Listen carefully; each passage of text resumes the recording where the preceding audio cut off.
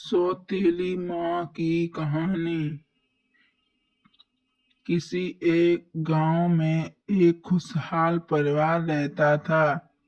परिवार में एक पति पत्नी और उनका छोटा बच्चा था। पति का नाम रामू था और पत्नी का नाम सुशीला था। एक दिन सुशीला बीमार पड़ गई और कई दिनों तक बेड पर पड़ी रही। रामू को घर का काम करने में बहुत कठिनाई हो रही थी, क्योंकि छोटे बच्चों के साथ घर संभालना बहुत मुश्किल हो रहा था। तब रामू ने सोचा कि वह किसी और महिला से मदद ले सकता है। उसने पास के गांव में रहने वाली एक महिला को अपनी पत्नी की देखभाल के लिए बुलाया। वह महिला बहुत ही समझदार और अच्छी थी। उसका नाम सुमित्रा था। सुमित्रा ने खुशी खुशी रामू की मदद करने शुरू की। वह घर के सारे काम करती थी और सुशीला की भी देखभाल करती थी। धीरे धीरे रामू को सुमित्रा के साथ रहने में अच्छा लगने लगा। सुमित्रा की दयालुता और मेहनत ने रामू को दिल जीत लिया।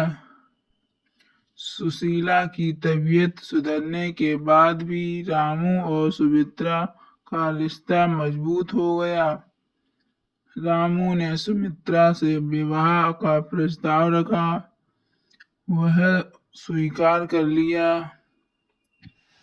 और रामू सुशीला का विवाह टूट गया और सुमित्रा उसकी सौतेली माँ बन गई। सुमित्रा ने अपने कदमों से घर को और भी बेहतर बनाया। बच्चों की देखभाल करने के साथ साथ उसने उन्हें सिखाया कि प्यार और समझदारी से जीवन को आसान बनाया जा सकता है। हालांकि सुमित्रा के आने से बच्चों के जीवन में बदलाव आया, लेकिन उन्होंने कभी उसे अपनी माँ की तरह ही माना। उन्होंने सुमित्रा के साथ खुश रहना सीखा और उनसे रिश्ते मजबूत हुए। समाज में अक्सर इस प्रकार के रिश्तों को लेकर भ्रमित होती हैं, लेकिन इस कहानी से यह स्पष्ट होता है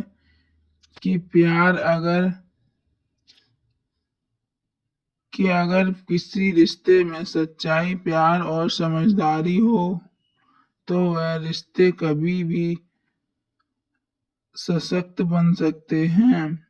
सौतेली माँ का रिश्ते में होने के बावजूद सुमित्रा ने अपना प्यार और दया दिखाकर बच्चों को एक बेहतर जीवन दिया। कहानी का संदेश है कि किसी भी रिश्ते में विश्वास, समझ और प्यार सबसे जरूरी चीजें होती हैं।